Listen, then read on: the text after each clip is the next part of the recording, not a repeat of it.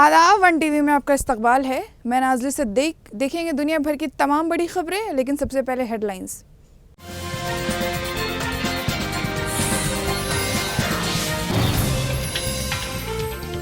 बिहार के बक्सर में north east express पटरी से उतरने से 4 लोगों की मौत।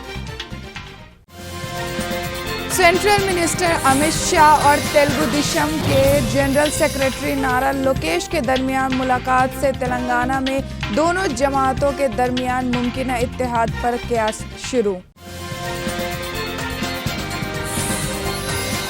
मौलाना आजाद नेशनल उर्दू यूनिवर्सिटी के तलबा ने कैंपस में फिलिस्तीन से एकजुटता के लिए निकाला सॉलिडेरिटी मार्च।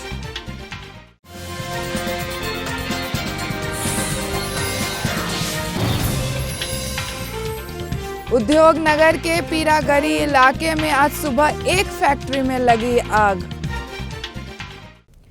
कल रात एक दर्दनाक वाकया पेश आया। बिहार के बक्सर में रघुनाथपुर स्टेशन के करीब नॉर्थ ईस्ट एक्सप्रेस पटरी से उतर गई, जहां ट्रेन की तमाम बोगीज पटरी से उतर गई। 2 बोगीज मुकम्मल तौर पर उलट गई। हादसे में 4 अफराद के हलाक होने की तस्दीक की गई है, जिनमें एक मां और एक 8 साल की बच्ची शामिल है, जबकि 2 दूसरे नौजवानों की मौत हुई है। 12506 नॉर्थ ईस्ट एक्सप्रेस 23 डब्बों के साथ बुध की सुबह 7:40 पर दिल्ली के आनंद विहार टर्मिनल से गुवाहाटी से तकरीबन 6 किलोमीटर दूर कामाख्या पहुंचने के लिए तकरीबन 23 घंटे का सफ़र तय करके रवाना हुई। उसी बीच बिहार के बक्सर के रघुनाथपुर स्टेशन के करीब बुध की रात ये हादसा पेश आया। ईस्ट सेंट्रल रेलवे के chief public relation officer Birendra Kumar ने कहा कि एक एक्सपर्ट कमेटी ने पटरी से उतरने की तकनीकी पहलुओं का जायजा लेने का आगाज कर दिया है। उन्होंने मजीद कहा कि 3 कोचों को सबसे ज़्यादा नुकसान हुआ है। रेलवे ने मरने वाले के फैमिली को मुआवजा दे दिया है और ज़ख्मियों को मुआवजा भी दिया जा रहा है। इजरायली फ़ौज गाज़ा में मुमकिना ज़मीनी कार्रवाई की तैयारी कर रही है, लेकिन सियासी क़यादत ने अभी तक किसी एक पर फैसला नहीं किया है। लेफ्टिनेंट कर्नल रिचर्ड हैटचेट ने जुमेरात को सहाफ़ियों को बताया कि इजराइल और हमास की जंग शुरू होने के बाद 6ठे रोज़ तक जारी है। हमास ने कहा कि वो फ़िलिस्तीनी के मुसीबत को ख़त्म करने की कोशिश कर रहे हैं, जो कि नहीं ख़त्म होने वाली इजरायली फ़ौजी कब्ज़े और वेस्ट बैंक में बढ़ती हुई बस्तियों और गाज़ा में 16 साल की तवील ब्लॉकेड के बाइस नाकाबिले बर्दाश्त हो चुकी है। गाज़ा के लोगों ने बुध की रात तारीकी में गुजारी, जिसके चारों तरफ खंडरात में घरे फैले हुए थे, क्योंकि इजरायली वज़ीर आज़म बेंजामिन नेतान्याहू ने एक नई जंगी कैबिनेट की हिमायत के साथ हमास को कुचलने और तबाह करने का अहद किया था। बुध की रात सेंट्रल मिनिस्टर अमित शाह और तेलुगु देशम के जनरल सेक्रेटरी नारा लोकेश के दरमियान मुलाकात ने तेलंगाना में दोनों जमातों के दरमियान मुमकिना इत्तेहाद पर कयास आने शुरू हो गए हैं। बीजेपी के एक अहम सोर्स के मुताबिक इत्तेहाद यकीनन होगा और 1 या 2 दिन में चंद्रबाबू नायडू की रिहाई के बाद ऐलान किया जाएगा। इससे पहले जनसेना को इत्तेहाद में शामिल करने जैसा मामूली मसाइल को हल किया जाएगा। सोर्स ने मजीद कहा कि इंतखाबी शिरकतदारों के लिए सीट्स की तकसीम और सीट्स की आइडेंटिफिकेशन पर काम किया जाएगा। मौलाना आजाद नेशनल उर्दू यूनिवर्सिटी के तलबा ने बुध के रोज़ यूनिवर्सिटी के कैंपस में फ़िलिस्तीन से एकजुटता के लिए सॉलिडेरिटी मार्च निकाला, जिस पे वहाँ के स्टूडेंट्स यूनियन के साबिक सेक्रेटरी फैज़ान इकबाल ने कहा कि हम जंग के ख़िलाफ़ है, जब भी बेगुनाहों को मारा जाएगा हम आवाज़ उठाएंगे। यूनिवर्सिटी ऑर्गेनाइजेशन AIASL के रहनुमा ने भी कहा कि जंग किसी भी हमले का हल नहीं है। अभी हाल ही में अलीगढ़ मुस्लिम यूनिवर्सिटी के तलबा पे फ़िलिस्तीन के सपोर्ट मार्च की वजह से वहाँ के 4 तलबा के ख़िलाफ़ पीर को मुकदमा दर्ज किया है, जिस पे मौलाना आज़ाद नेशनल उर्दू यूनिवर्सिटी के तालिब अकमल हुदा ने भी कई सवाल उठाए।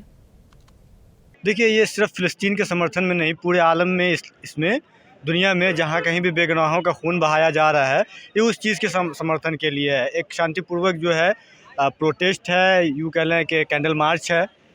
जुल्म कहीं भी हो, बर्बरियत कहीं भी हो, किसी का घर लूटकर और किसी बस्ती को जलाकर आप किसी भी मसले को हल नहीं कर सकते हैं। हमास ने अटैक क्यों किया आप ये समझिए।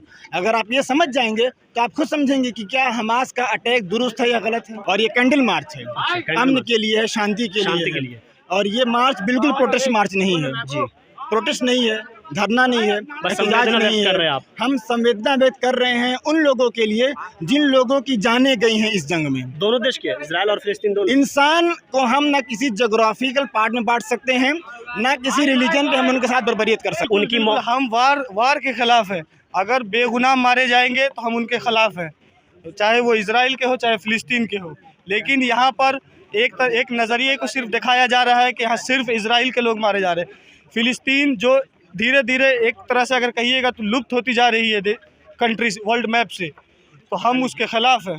बरतानी फॉरेन मिनिस्टर जेम्स क्लेवर्ली को हमास के हमले के बाद जुनूबी इजराइल के सफ़र के दौरान कवर के लिए भागना पड़ा। एक वीडियो में जेम्स क्लेवर्ली और एक ग्रुप को ओफाकिम में एयर सायरन बजते हुए एक इमारत में दौड़ते हुए दिखाया गया। वीडियो में फॉरेन मिनिस्टर जेम्स क्लेवर्ली अंदर की तरफ भागते हुए नजर आ रहे हैं।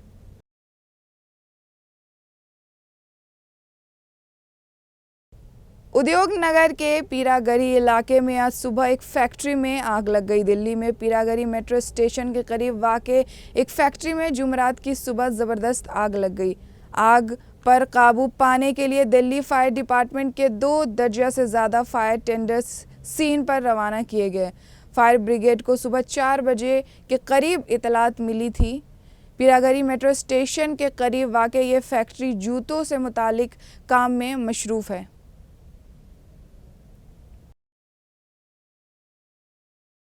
रियासत में तशद्दुद और माल को नुकसान पहुंचाने वाली वीडियोस और तस्वीर की गर्दिश को रोकने के कोशिश में मणिपुर हुकूमत ने एक हुक्म में कहा कि इस तरह के फैलाव से सख्ती से निपटा जाएगा।